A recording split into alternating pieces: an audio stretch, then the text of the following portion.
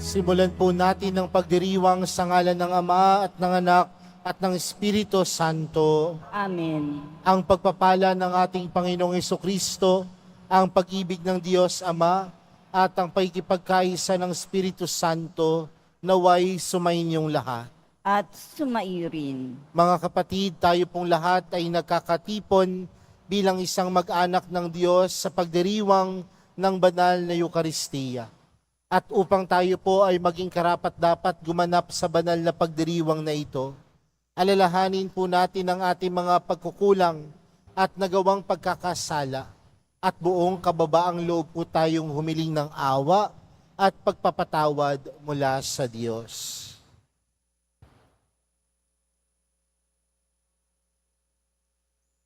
Sinugong tagapagpagaling sa mga nagsisisi, Panginoon, kaawaan mo kami. Panginoon, kaawaan mo kami. Dumating na tagapag-anyayang mga makasalanan ay magsisi, Kristo, kaawaan mo kami. Kristo, kaawaan mo kami. Nakaluklok ka sa kanan ng Diyos Ama para ipamagitan kami. Panginoon, kaawaan mo kami. Panginoon, kaawaan mo kami. Kaawaan tayo ng makapangyarihang Diyos, patawarin tayo sa ating mga kasalanan, at patnubayan tayo sa buhay na walang hanggan. Amen. Manalangin tayo. Ama naming makapangyarihan, niloob mong akuin ng iyong anak ang krus at kamatayan, upang ang sangkatauhay matubos at mabuhay.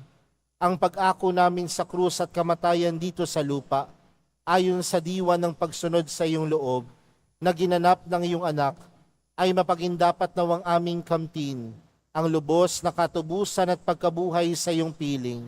Sa pamamagitan ni Hesukristo, kasama ng Espiritu Santo, magpa sa walang hanggan. Amen. Magsiupo muna ang lahat.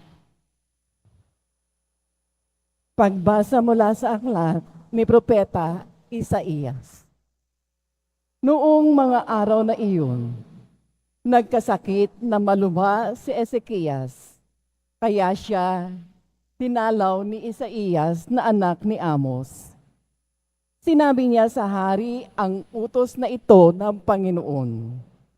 Ipatawag mo ang iyong sambahayan at gawin mo na ang iyong mga huling habilin, sapagkat hindi ka na gagaling. Pagkarinig nito, humarap siya sa dingding at nanalangin. O Panginoon, alam mo kung paano ako namuhay sa iyong harapan. Naglingkod ako sa iyo ng tapat, at ang ginawa ko'y pawang nakalulugod sa iyong paningin. Pagkatapos, nanangis siya ng malakas. Nagsalita uli ang Panginoon kay Isaías. Wika sa kanya, sabihin mo kay Ezekias ang sinasabi ng Panginoon, ang Diyos ng iyong ninunong si David. Nakita ko ang iyong pagluha at narinig ko ang iyong dalangin. Kaya 15 taon ka pang mabubuhay. Hindi lamang iyon, ikaw at ang lungsod na ito'y hindi maaano, pagkat ipagtatanggol ko kayo laban sa hari ng Assyria. Si Isaías ay nagpakuha ng pantapal na igos para sa bukol ni Ezekias. Gumaling naman ito. At itinanong ni Ezekias, ano ang magiging palatandaan na ako'y maaari nang umakyat sa templo? Ito ang palatandaang ibibigay sa iyo ng Panginoon para patunayang tutup din niya ang kanyang pangako. Ang anino sa orasan sa palasyo ni Haring Akas ay pababalikin niya ng 10 guhit. At gayon nga ang nangyari. Ang salita ng Diyos. Salamat sa Diyos. Buhay ko'y iyong iniligtas, pag-iral ko'y walang wakas. Buhay ko'y iyong iniligtas, pag-iral ko'y walang wakas. Minsay nasabi ko, sa katanghalian ng buhay, ako ay papanaw. Sa daigdig ng patay, ako masasadlak upang manatili roong walang hanggan. Buhay ko'y iyong iniligtas, pag-iral ko'y walang wakas. At nasabi ko ring di na makikita ang Panginoon at sinumang nabubuhay. Buhay ko'y iyong iniligtas, pag-iral ko'y walang wakas. Katulad ng toldang tirahan ng pastol, inalis sa akin ang aking tahanan. Ang abang buhay ko'y pinuputol mo na tulad ng tela sa isang habihan. Buhay ko'y iyong iniligtas, pag-iral ko'y walang wakas. O poon, ang mga nilikha ay nabubuhay dahilan sa iyo. Ako'y pagalingin, at ang aking lakas sana'y ibalik mo. Buhay ko'y iyong iniligtas, pag-iral ko'y walang wakas. Magsitayo na po ang lahat.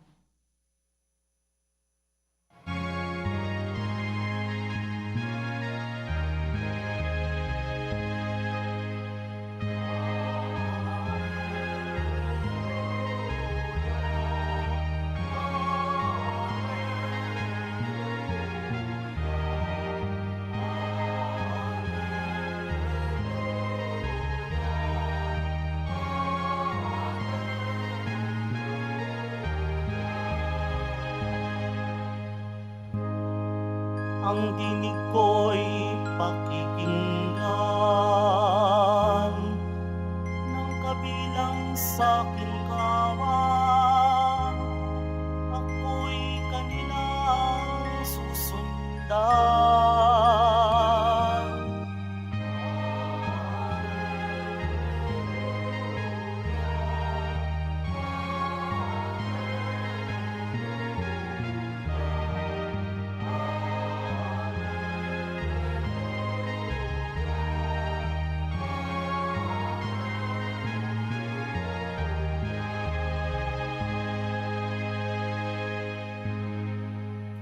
Sumainyo ang Panginoon. At sumaiyo rin. Ang mabuting balita ng Panginoon ayon kay San Mateo.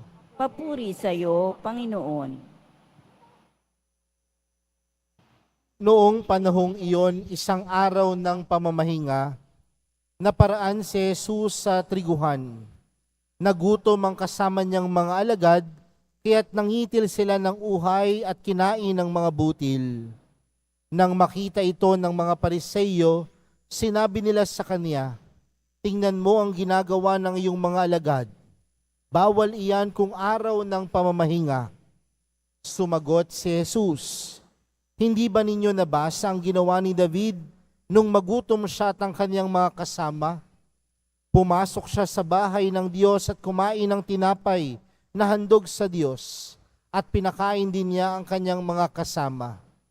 Labag sa kautusan na kanin nila ang tinapay na iyon, sapagkat ang mga saserdote lamang ang may karapatang kumain niyon. Hindi pa ba ninyo nababasa sa kautusan ni Moises na tuwing araw ng pamamahinga, lumalabag sa batas tungkol sa araw na ito ang mga saserdote sa templo? Gayunmay hindi nila ipinagkakasala iyon. Sinasabi ko sa inyo, naririto ang isang higit na dakila kaysa templo. Hindi sana ninyo hinatulan ng mga walang sala kung alam ninyo ang kahulugan ng mga salitang ito. Habag ang ibig ko, hindi hain, sapagkat ang araw ng pamamahinga ay nasa ilalim ng kapangyarihan ng Anak ng Tao. Mga kapatid, ang mabuting balita ng Panginoon. Pinupuri ka namin, Panginoong Heso Kristo. Magsiupo muna ang lahat. Ngayon po ay Biyernes, araw na inilalaan po natin bilang mga deboto sa mahal na pong Jesus Nazareno. Kaya bigyan po natin ng pagkapasalamat, papuri ang ating mahal na Senyor Jesus Nazareno. Sino po sa inyo ang masaya ang buhay sa araw na ito? Meron po bang masaya ang kanilang mga buhay? No? Oh, pumalakpak nga ho yung masaya ang buhay. Nakakatuwa naman, no? Karamihan sa atin masaya ang buhay. Meron po bang malungkot ang kanilang buhay? Sumimangot nga po. Pero tandaan natin mga kapatid, ang buhay po natin, kahit masaya, hindi po ito perpekto. Maraming pagkakataon at maraming mga tao na sasabihin nila, kaya ko naman bili ng lahat. Mabibili ko naman ng lahat. Marami akong pera. Marami akong ari-arian. Pero sa dulo, parang may kulang. Hindi pa rin siya masaya. Kahit kasi meron na tayong lahat, alam natin na ang ating buhay hindi magiging perpekto. Pero kahit hindi perpekto ang buhay ay pwede pa rin maging maganda. Hindi nangangahulugan na sasabihin mo, hindi perpekto ang buhay ko. Marami akong unos, maraming pagsubok, maraming dagok ang buhay ko. Pero hindi nangangahulugan na hindi maganda ang iyong buhay. Dahil ang kagandahan ng buhay, hindi nasusukat sa ari-arian, kundi ang kagandahan ng buhay nasusukat sa katapatan sa Diyos. Uulitin ko po yun ha. Ang kagandahan ng buhay kailanman hindi masusukat sa dami ng iyong ari-arian o pera. Pero ang kagandahan ng buhay nasusukat sa iyong katapatan sa Diyos. Sa atin pong unang pagbasa, napakinggan po natin ang kwento ni Ezekias. At sabi po dun sa kwento ni Ezekias, siya po ay tapat na lingkod ng Diyos. Pero kahit na po ay siya ay tapat na lingkod ng Diyos, dumaan siya sa isang malaking pagsubok. Sabi po sa ating unang pagbasa, nakaranas siya ng malubhang sakit. At marahil kung ikaw ay nakaranas ng malubhang sakit, marahil ang unang sisisihin natin ay ang Diyos. Kay Ezekias, ganun din marahil. Sinabi niya na siya ay tapat na lingkod naman sa Panginoon. Siya ay tapat na lingkod sa Diyos. Pero mga kapatid, ang tunay na tapat sa Diyos ay ang taong tunay na may pagtitiwala sa Kanya.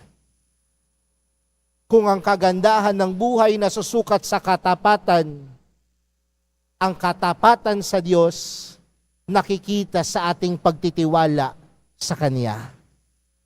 Dahil ang isang taong tunay na tapat sa Diyos ay ang taong tunay na nagtitiwala sa Kanyang kakayanan. Kaya nga dun sa ating unang pagbasa, nagkaroon na ng malubhang sakit sa Ezekias. Pero ang hindi nawala sa kanyang buhay ay ang pagtitiwala niya sa Diyos. At yung kanyang pagtitiwala sa Diyos, nag-abot sa kanya ng isang gantimpala.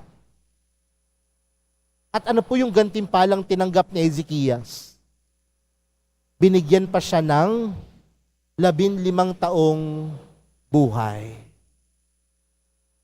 Sa madaling salita mga kapatid, walang perpektong buhay. Haharap at harap tayo sa sakit, sa pagsubok, sa hirap, pero hindi nangangahulugan na hindi magiging maganda ang buhay natin. Dahil sa kabila ng hindi pagiging perpekto ng buhay, nagkakaloob pa ito ng kagandahan dahil tayo ay nagtitiwala sa kabutihan, sa pagmamahal ng Diyos. Kaya mga kapatid, kung sa mga oras na ito, nandoon yung hirap ng buhay, o kagaya ni Ezekias, ikaw ay may malubhang sakit, ikaw ay nahihirapan sa buhay na ito, tandaan mo ang mga salita ng Panginoon sa ating Ebanghelyo. Habag ang ibig ko. Hindi natin matatawaran ang habag ng Diyos sa taong tunay na nagtitiwala sa Kanya. Hindi natin matatawaran ang habag ng mahal na pong Jesus Nazareno sa taong nagtitiwala sa Kanya. May gantimpala, may biyaya, may pagpapala sa taong tunay na nagtitiwala. Kaya mga kapatid, sa araw na ito, pinapaalalahanan tayo na merong Diyos na mahabagin, merong Diyos na mawain, merong Diyos na mapagmahal. Sa kabila ng pagiging hindi perpekto ng buhay, tandaan mo, ang buhay ay maganda dahil tayo ay tapat sa Diyos. At kung tayo ay tapat sa Diyos, tunay tayong magtiwala sa Kanya. Dahil lagi nating tatandaan, walang nagtiwala sa Diyos na Kanyang iniwan. Walang nagtiwala sa mahal na pong Jesus Nazareno na Kanyang pinabayaan. Kaya mga kapatid, kumapit lang tayo sa Diyos. Kumapit lang tayo sa mahal na pong Jesus Nazareno. Hindi man perpekto ang buhay, pero ang buhay ay mananatiling maganda dahil sa kabutihan at pagmamahal ng Diyos. Amen. Magsitayo na po ang lahat.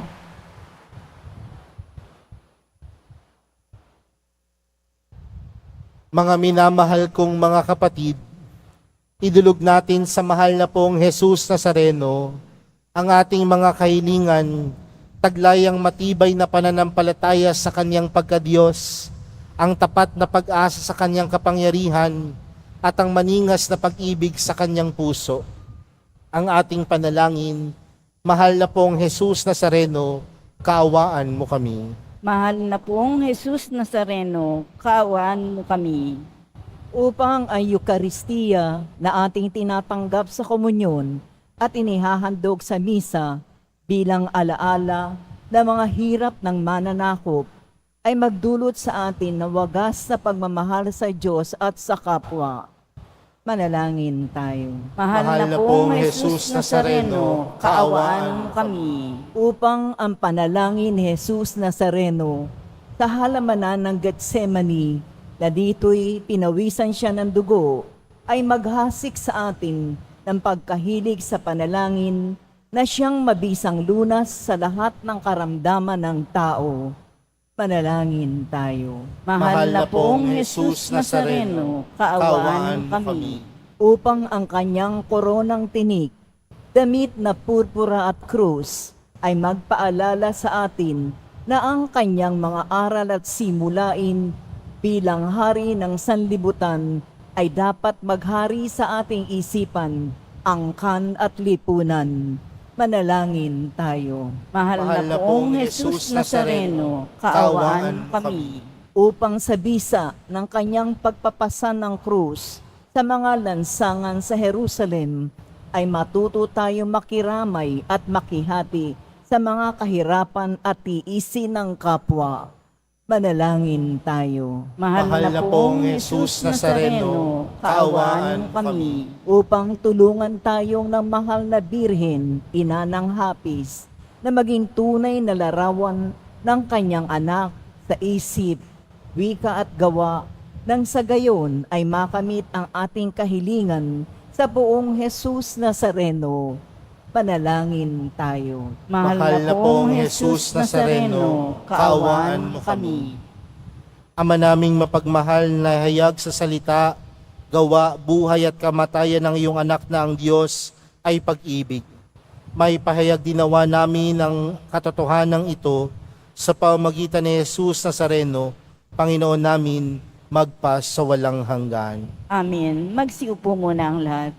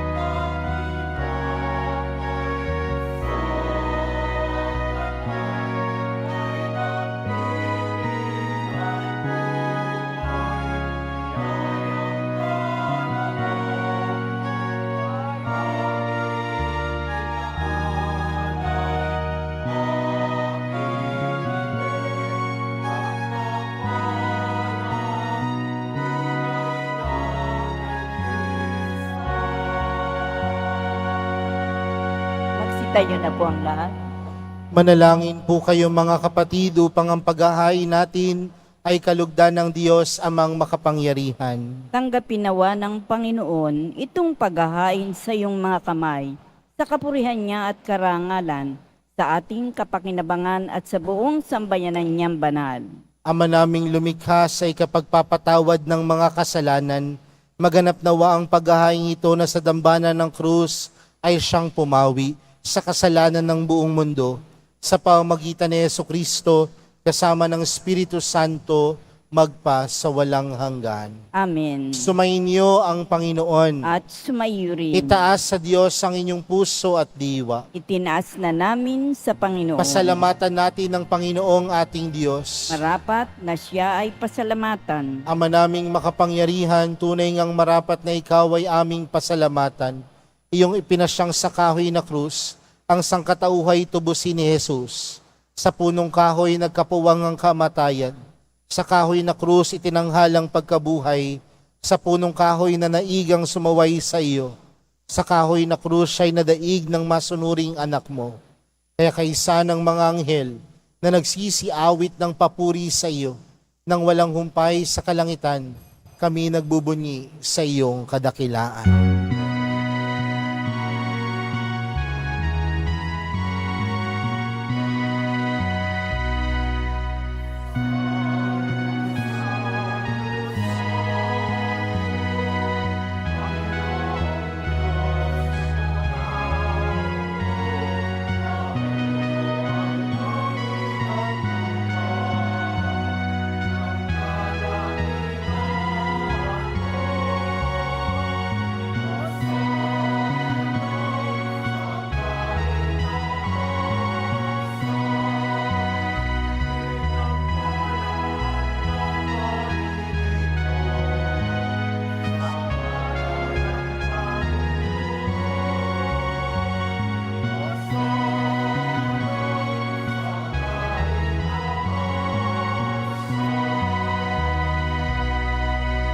Magsilod po ang lahat.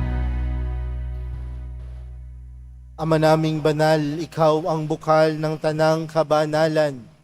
Kaya't sa pamagitan ng iyong Espiritu, gawin mong banal ang kaloob na ito upang para sa aming maging katawan at dugo ng aming Panginoong Heso Kristo.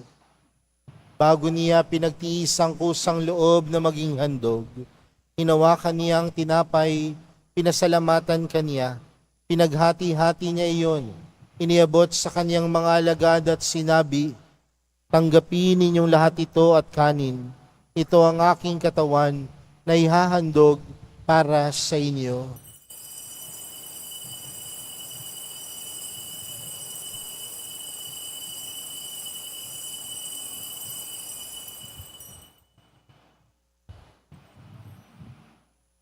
Gayun din naman noong matapos ang hapunan, hinawakan niya ang kalis, muli kaniyang pinasalamatan. Iniabot niya ang kalis sa kaniyang mga alagad at sinabi, "Tanggapin ninyong lahat ito at inumin. Ito ang kalis ng aking dugo, ng bago at walang hanggang tipan. Ang aking dugo na ibubuhos para sa inyo at para sa lahat, sa ikapagpapatawad ng mga kasalanan. Gawin niyo ito sa pag-alala sa akin."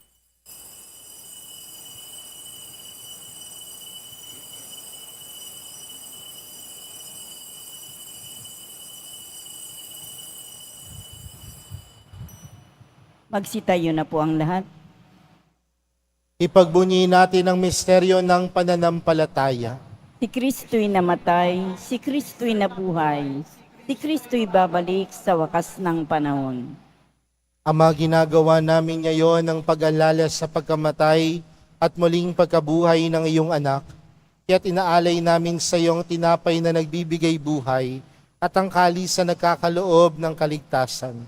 Kami nagpapasalamat dahil kami iyong minarapat na tumayo sa harap mo para maglingkod sa iyo. Isinasamo namin kaming magsasalo-salo sa katawan at dugo ni Kristo ay mabuklod sa pagkakaisa sa pamamagitan ng Espiritu Santo. Ama, lingapin mo ang iyong simbahang laganap sa buong daigdig. Puspusin mo kami sa pag-ibig kay San Francisco na aming Papa at ni Jose na aming Obispo at ng Tanang Kaparian. Alalahanin mo rin ang mga kapatid naming nahimlay nang may pag-asang sila'y muling mabubuhay, gayon din ng lahat ng mga pumanaw. Kaawaan mo sila at patuloyin sa iyong kaliwanagan. Kaawaan mo at pagindapating kaming lahat na makasalo sa iyong buhay na walang wakas. Kaysa ng mahal na Birheng Maria na ina ng Diyos, kaysa ng kabiyak ng puso niyang si San Jose, kaysa ng mga apostol at ng lahat ng mga banal na namuhay dito sa daigdig ng kalugod-lugod sa iyo, may pagdiwang nawa namin ng pagpupuri sa ikararangal mo sa pamamagitan ng iyong anak na aming Panginoong Hesukristo.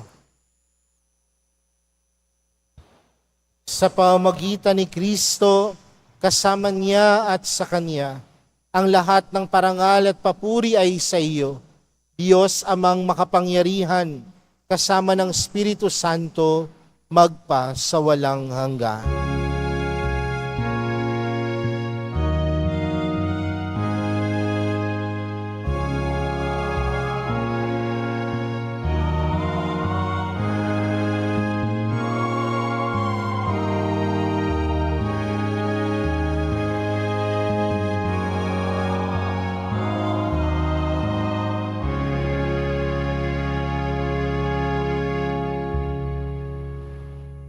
Lumapit po tayo sa Ama natin sa langit sa panalangin itinuro sa atin ni Jesus.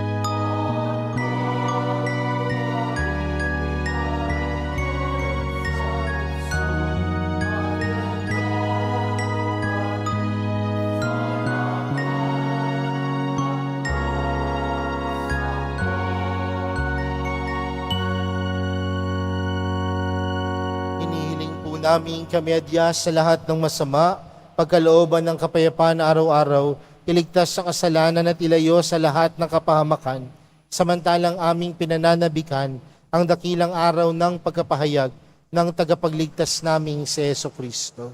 Sapagkat iyo ang kaharian at ang kapangyarihan at ang kapurihan magpakailanman. Amen. Panginoong Jesucristo, sinabi mo sa iyong mga apostol, kapayapaan ang iniwan ko sa inyo, ang aking kapayapaan ang ibinibigay ko sa inyo.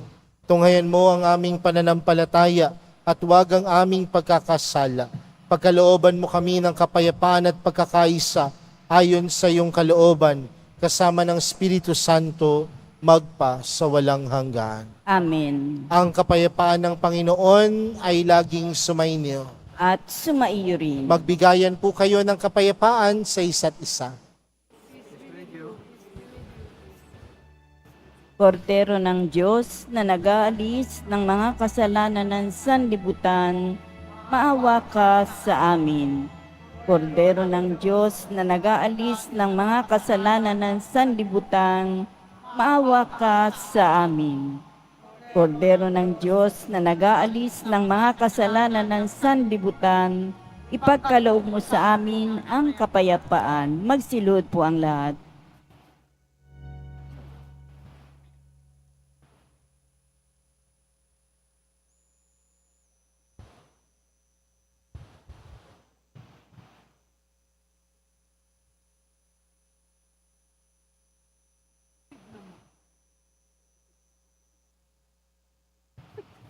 Narito si Jesus, ang kordero ng Diyos, siyang nag-aalis ng kasalanan ng sanlibutan.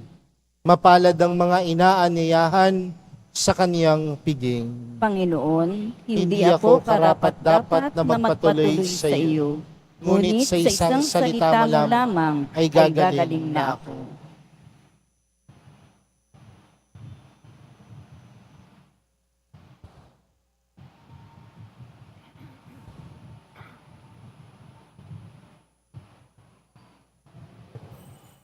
Para sa lahat ng tatanggap ng banal na komunyon, sasagot po tayo ng amin pagkasabi ng pari o ng lay minister ng katawan ni Kristo at isubo agad sa bibig bago umalis sa harapan ng pari o lay minister.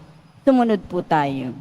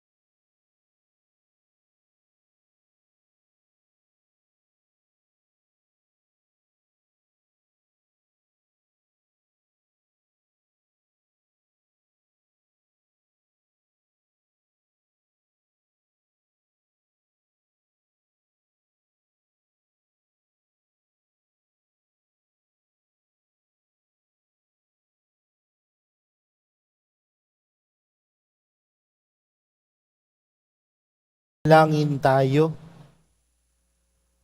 Panginoong Hesukristo, kaming nagsalo-salo sa banal na pakikinabang ay nakikiusap sa iyo ng mga nasagip ng kahoy na krus na nagbibigay buhay ay iyong hihatid sa pagkabuhay sa kaluwalhatian sapagkat ikaw ang Panginoon magpa sa walang hanggan. Amen. Sumainyo ang Panginoon. At sumaiyo rin. Mahal na po ang Jesus Nazareno, inihayag mo sa pamamagitan ng krus ang walang maliw na pag-ibig ng Diyos sa sangkatauhan. Pakinggan mo ang kahilingan ng iyong angkan na nagsusumamos sa iyo. Makamtanawa nila ang iyong katugunan at tanggapin ang kasagutan na may utang na loob na tinatanaw. Basbasan din po ninyo ang mga daladala nilang mga imahen at dasalan sa pamamagitan ng bendisyon na ito, naway maalala nilang mga pangako nila noon sa binyag na ikaw ang kanilang iibigin at paglilingkuran bilang Panginoon, magpa sa walang hanggan. Amen. At pagpalain po kayong lahat ng makapangyarihang Diyos, Ama, Anak at ng Espiritu Santo. Amen. Humayo kayong taglayang kapayapaan ng Poong Jesus Nazareno. Salamat sa Diyos.